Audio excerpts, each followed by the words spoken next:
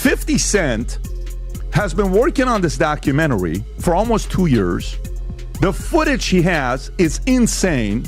The people he got speaking about Diddy is ridiculous. And on top of that, the only place he agrees to do the interview, Rob, if you can show this, he goes and interviews with ABC. And there's an Instagram post he put up, Rob. I don't know if you have that or not. If you go on his Instagram account, he goes and does the interview about Diddy's documentary on ABC. We have to talk about Tupac, which I wasn't committed to, but then I watched the doc. So didn't know you were getting that. You have a lot of people saying stuff in there that makes it sound like maybe he was responsible for that murder. Which has never been proven. That's a very serious thing. But you have Keefe D over in Vegas now, getting ready to go on trial for that case, saying those things. Who shot Tupac? I already know who shot. I believe in karma. I believe in all of that. We are here today to announce the arrest of Keefe D for the murder of Tupac Shakur. Burn, motherfucker, you deserve to die. Talking about you getting money, but it's funny to me.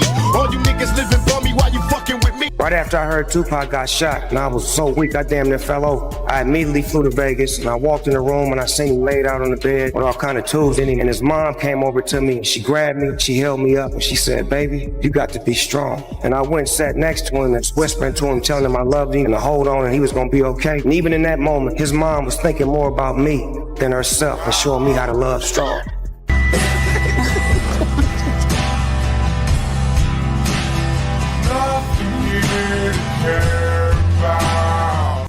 I told you can't trust these. Now, Puffy done kill Tupac, man. 50 Cent went on stage last year and said this. Maybe I said because he got Tupac. You know, and I know, that everyone believes that Diddy was involved in both these shootings and had a direct involvement in your brother's death. That is what the streets have said for 27 years. That's why 50 Cent said it. That's why Eminem has said similar stuff. Would you be comfortable saying that you believe Diddy had nothing to do with it? No, I wouldn't be comfortable saying that because I don't know.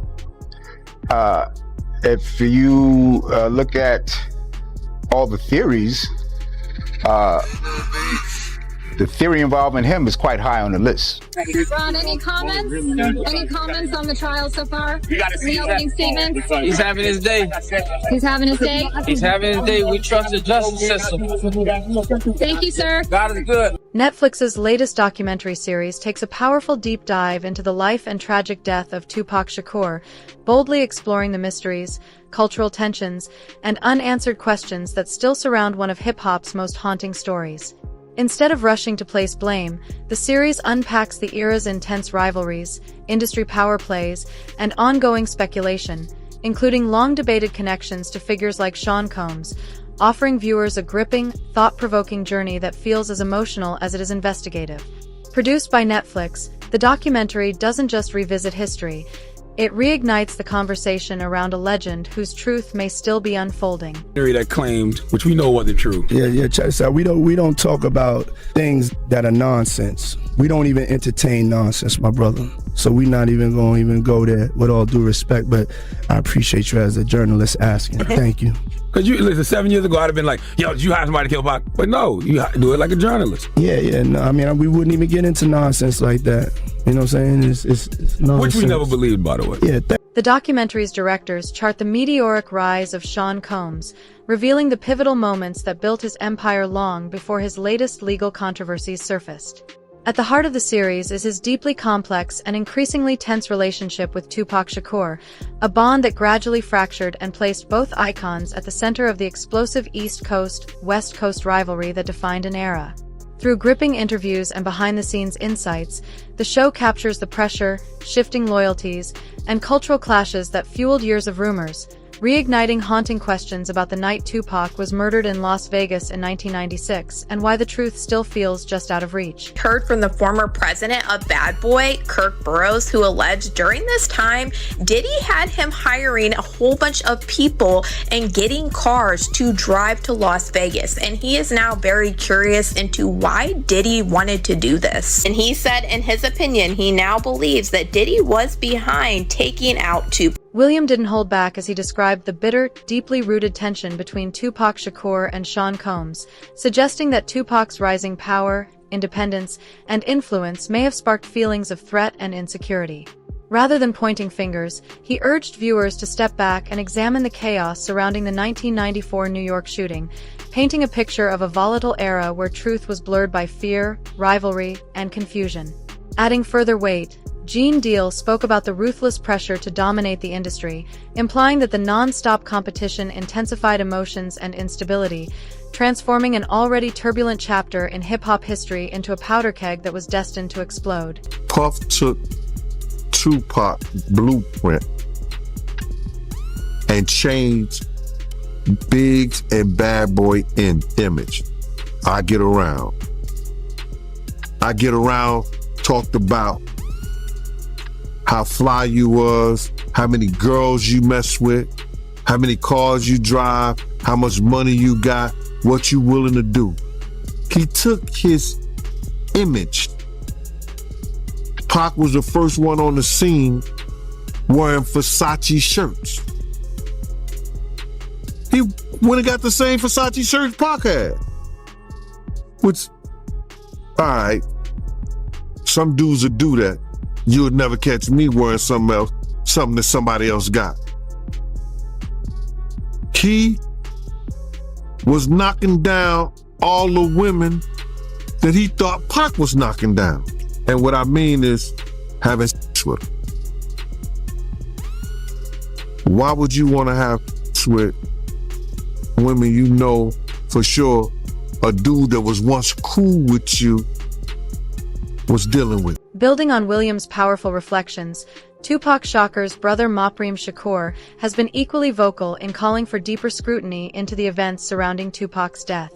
He insists the story is far from complete, urging investigators and the public alike to examine every angle, from the individuals involved to the intense cultural forces shaping that volatile era. According to Mopreme, only by confronting the full scope of that chaotic moment in hip-hop history can the real truth finally come to light. And saying that you want to see how serious the Vegas PD is going to take this case. Because Keefe D is people that he name dropped that you want to see if they're going to investigate? Yeah, absolutely. That's why I'm curious to see how they plan to deal with the case, because he, in his own admissions, mentions other people. You know, are they going to say what happened to these people? Yes, Puffy being one of them. I don't know where that's going to lead, but I do believe there were accomplices, and I don't think all of them have been looked at. So, you know, because over the years, you know, it's a lot of years, you know, amongst the family, we talk, we want to figure it out too. We thinking certain things too. So, you know, we're waiting to see if we can trust this process. I feel like it's bigger because I haven't heard anything about that part of the story from the prosecutor's office. I haven't heard anything about Puffy from the prosecutor's office, even though Keefe D implicates him on these videos that they claim they're using to indict him. Even you got a Crip affiliate from somewhere, but you still not gonna talk about the guy that he mentions by name on the thing? Yeah, I mean, you know,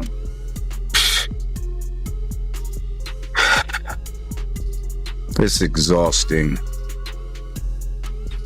You know, or you know, I'm waiting to see how far they go, because that's what everybody's talking about. That's what everybody's talking about. What about Puffy?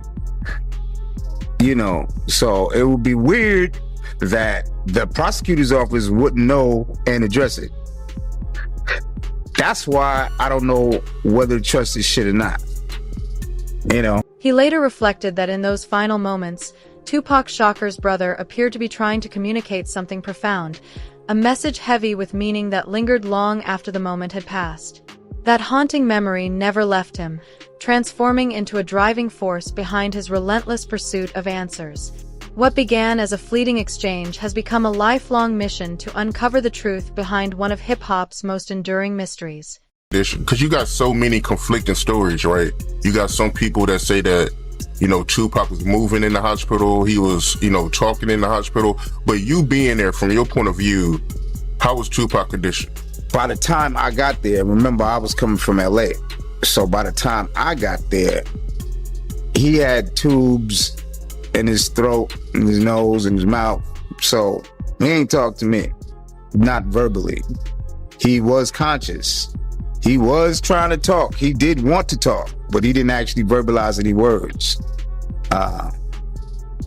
Always, you know, that's going to be one of the biggest mysteries in my life, because he was trying to tell me something. He was trying so hard. He was shaking the bed. He was looking at me, you know, with his big old eyes, you know, and I know he was trying to tell me something, but I don't know. Something else I want to ask you, because I think it would be appropriate before we get off the Vegas thing, last thing, because I know I did an interview with Napoleon, and they all gave me their reasons why Afeni pulled the plug because of his condition, but I mean, it would be more appropriate since you was his brother. Afeni, her decision to pull the plug on him, from your point of view, what made her pull the plug, respectfully? Because he had already flatlined a couple of times. And she didn't want him to keep going through that. I think it was like twice before she, you know, let him go. And that's reasonable. You know what I mean? When I was, you know, when I found out, you know. The rivalry between Tupac Shakur and Sean Combs appears to have fueled the era's volatility far more than former Bad Boy executive Kirk Burroughs initially realized. William echoed that view, explaining how tensions intensified as Tupac carved his own fearless path, while Diddy propelled the rapid rise of the Notorious B.I.G., despite earlier hopes for deeper creative collaboration between the two icons. Their clashing ambitions turned competition into conflict, setting the stage for the shocking 1994 shooting at Quad Recording Studios, a moment that reshaped hip-hop history. Although authorities never formally tied Diddy, Biggie, or others present to the attack, Tupac's lingering suspicions ignited decades of debate, speculation, and unanswered questions that continue to haunt the culture today. He was involved in the shooting? Only they can answer that question. I have my own opinion, but I wouldn't slander their name like they did mine. I wouldn't say things that I knew, you know what I mean?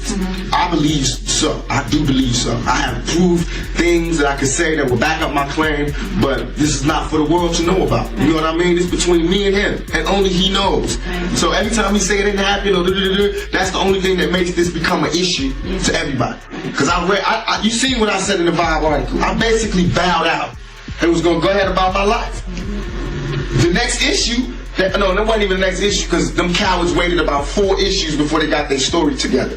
4 issues later, half of New Yorkers commenting on me getting shot. And before, they was all like, we didn't see nothing. In the first issue, we did, Vibe viewers. Nobody seen shit. The 4th issue, when they came back with a reply, everybody knew what I did. They knew what I said. I was acting. Who gets shot 5 times in acts? Oh, I didn't get shot 5 times in their vision. I only got shot once because they found the bullet. The police found it, but now they the cops. Now they doing detective work. They found the bullet. Oh, you found the bullet, huh? So what is this other shit in me then? What was the doctors talking about? What? Can you explain these other holes in me? How'd I get gunpowder all over me? That insulted my intelligence. So yes, I did say Thug Life was there. Yes, I bowed out, all of that. But when they said that, Sean Combs has consistently denied any involvement in the attack at Quad Recording Studios, insisting that both he and the Notorious B.I.G. had nothing to do with the shooting. But industry insider Gene Deal offers a starkly different perspective, suggesting the incident was a direct product of the explosive rivalries and simmering hostility that defined the era. By weaving together these opposing narratives, the series exposes the fragile alliances, fierce ambition, and raw competition of 1990s hip-hop, revealing how loyalty and conflict collided to shape one of the most intensely scrutinized chapters in music history. He robbed at Quad Studios? Well, I don't think I'm not going to say he knew exactly he was going to get robbed, but he knew he was going to get dealt with. Because he was up there with Andre Harrell, and he was with Jimmy Henchman. And even though I think Pac may have owed Jimmy some money, or he was being disrespectful with Jimmy, and Jimmy ain't the type of dude that you was going to be disrespectful for, because he had some real wolves, and Jimmy was about it himself. You know what I mean? So now, in that essence, Puff is up there in the office with him. They know they about to deal with Pac. You know what I'm saying? I don't know the extent that Jimmy told him what they was gonna do to Pac, or he's gonna get dealt with or whatever like that. But I know Puff had a whip to what was going on. Years later, in a stunning twist, Dexter Isaac publicly confessed in 2011 to carrying out the 1994 shooting at Quad Recording Studios, claiming he acted on orders from a powerful music industry figure who was present that night. While his admission added a dramatic new layer to the story, it only deepened the mystery, becoming one more thread in a tangled web of testimonies, theories, and long-standing suspicions. Together, these revelations reveal just how complex, volatile, and fiercely contested this era of hip-hop history truly was, where truth, power, and rivalry blurred beyond recognition. You know that he had another bracelet that was like a bicycle chain and with charms on it, right? Just gonna say that, all right? He had the diamond chain on with the chain with diamonds at each length going through it, right? He had a big stone on the diamond ring and the smaller stone, one for 35,000 and the one for 20,000. All right, so even Stretch that did this shit, I took his bracelet too, yeah, and changed it and put his name, my man's name on it, and took off the name on it. So motherfuckers claiming that this. Even so hold on, homie. Claimed that he was Tupac's stepdaddy, wrote me and wanted me to have my people meet him and give him back the chain and shit, talking about some redemption shit. You know, them niggas ain't had it, man. So hold on, hey Dex. So that day that happened, November 30th, 1994, it wasn't just Tupac and Freddie Nichols. Stretch was with them too? Stretch was with them too, yeah. Stretch set the whole shit up. He was in cahoots. He was giving us play-by-play where they was at. On their way there, he was in communication with Jimmy and shit. You know, Jimmy promised them two big eggs and shit. Wow, so he sold Pac out for a quarter brick, basically. Yeah, basically. Yeah. And Killboy too. Wow. Yeah. They In sharp contrast to later confessions and accusations, Jimmy Henchman has fiercely denied any involvement in the Quad Recording Studios shooting, insisting he had no connection to the attack whatsoever. His unwavering rejection only deepens the fog surrounding that night, underscoring how this chapter of hip-hop history remains layered with conflicting accounts, unanswered questions, and lingering controversy, a puzzle where every new claim seems to complicate the truth rather than clarify it. I remember the first time I went to your office, there was a big frame picture, photograph on one of your walls, and it had Tupac on it wearing a Henchman Entertainment t-shirt. Now, a few years ago, there was a guy named Dexter Isaac that came forward who claimed that you were connected to the Tupac shooting. Do you have anything to say about that? No, 100%. I've never ducked from answering any Tupac questions, which I could understand if I don't know how Quad Studio morphed into, like I was in Vegas and was part of the shooters that actually ended in his demise. Now, let me say, me and Tupac were friends. And me and him were friends. I had nothing against Tupac. I liked him. He was younger than me. I'm sure that he looked up to me. There's many moments that me and Pac had that were very intimate, where he talked to me about things that he was afraid of or things that he loved to do, and all of those kind of things. Here it is, you have a prosecutor and you have a guy who's in jail for life. When they pulled Dexter down to interview him in regards to what he knew about me and Tupac and so on and so forth. I have no doubt at this point that Dexter probably was the guy or one of the assailants on Tupac. But Dexter's story just doesn't make sense. Dexter tells a story that I wanted a ring for my fiance, and so I tell him to get the diamond ring from Tupac so I can give it to my fiance, and so on and so forth. He tells this magical story. The only person that can believe such a story is Todd Kaminsky, who was the prosecutor who was trying to make something out of nothing. William Lassane explains that as more revelations surfaced over the years, he was forced to completely re-examine the story, realizing just how volatile and pressure-filled that era truly was. The East Coast-West Coast rivalry, amplified by music and public statements, spiraled into something far more dangerous, with Sean Combs later acknowledging how close the conflict came to real violence, while Tupac Shakur fired back through blistering tracks aimed at his rivals. The documentary also spotlights Dwayne Keith Davis, now linked to investigations into Tupac's 1996 murder, revealing how he gave a detailed account of the era during a 2008 proffer session. According to veteran detective Greg Kading, Davis described a world consumed by rivalries, shifting alliances, and immense pressure, painting a vivid picture of how chaos, ambition, and conflict collided to shape one of hip-hop's most dangerous chapters. Just to make it clear, man, when Puffy came to LA, you used to give him protection, right? From the Southside Crips, because he was scared of Suge Knight? It speaks for itself, my brother. He was playing chess, and I guess we was playing checkers, cuz. So he was really scared of Suge Knight like that, yo? That's what it looked, that's what it sounded like, yeah. Yeah. Dwayne Keith Davis recalled being deeply unsettled by the escalating hostility, explaining that tensions between Tupac Shakur and his rivals intensified dramatically after the release of Hit 'Em Up. He described private conversations charged with pressure, pride, and looming consequences, a climate where every move carried weight and retaliation felt inevitable. The documentary uses these first-hand accounts to expose just how combustible the hip-hop industry had become, revealing a world where competition blurred into paranoia, fear-fueled ambition, and some of its biggest stars were caught in a storm they could no longer control. You've actually said there was a story about a hit. Right. Can you talk about that? Yeah, so there's, let's say, Keefe D claims that there is this ongoing conversation. It happens on 3 different occasions. But most specifically when he and Puffy are at this place called Greenblatt's Deli on Sunset.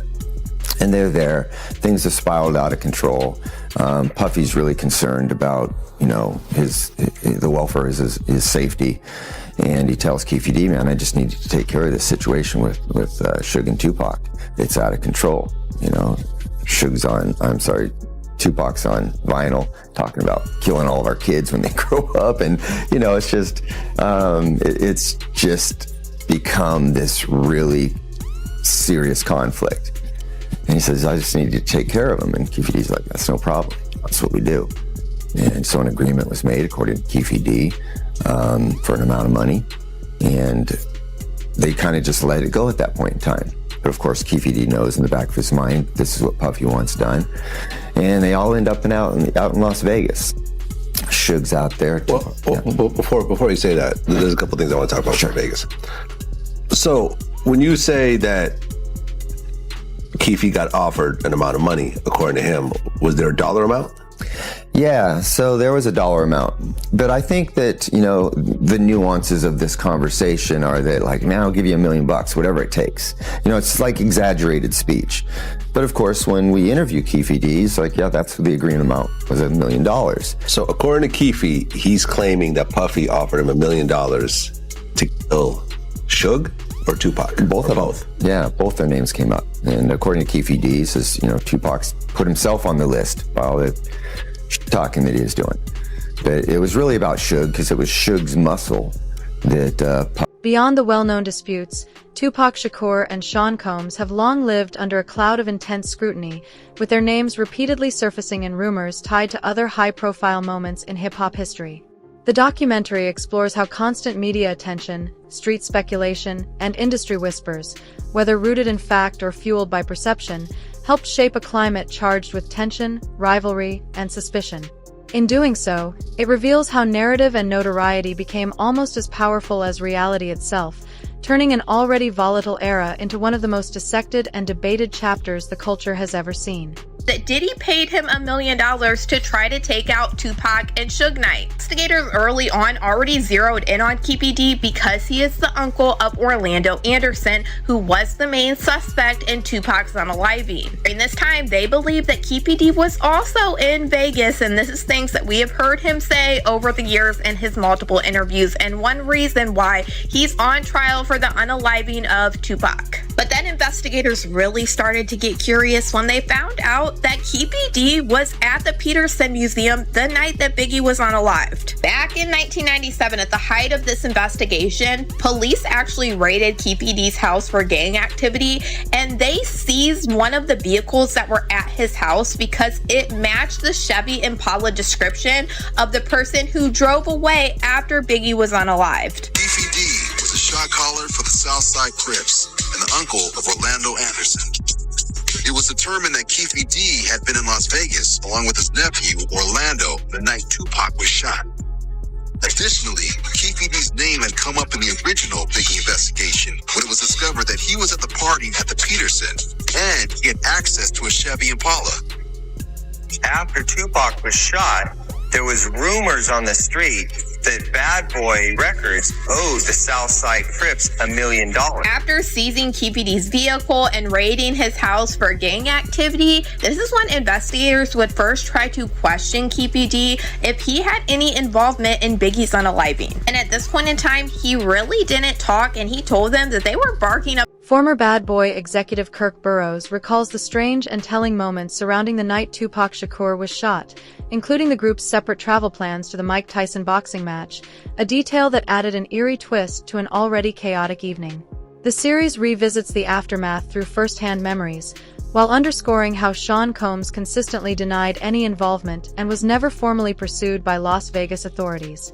Beyond that tragic night, the documentary unpacks the fierce rivalry and emotional tension that defined Tupac and Diddy's relationship, revealing how ambition, conflict, and relentless public scrutiny pushed hip-hop to the edge and continue to fuel debate decades later. That's a similar story to what I heard from somebody that I know is not, I know she's not lying because she had no reason to lie. First, she told me she saw somebody doing something to him, and she walked in and she thought, he didn't, he never said nothing. He didn't even acknowledge her. So she's thinking she's under the radar. Next thing, she's hanging out in Miami, and, she comes back and says she don't know what happened, and she woke up, and so, What did she say she saw? Someone giving him head. That's as far as I'll go, and then you could do the math. Were they famous? Did she say they were famous? Oh, no, they wasn't famous. They was an assistant working with her. Yeah. So. An assistant.